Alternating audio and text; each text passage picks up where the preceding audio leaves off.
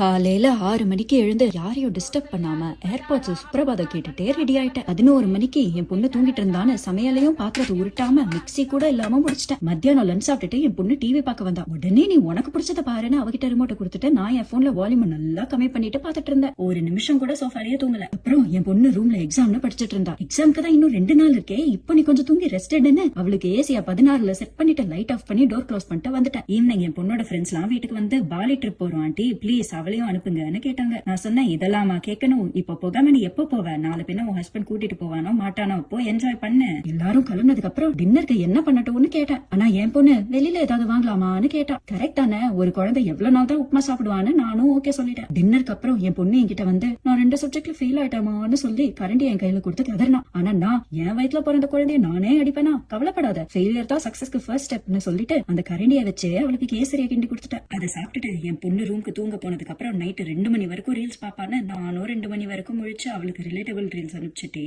அப்படியே ஃபிளாட் ஆயிட்டேன். Good night.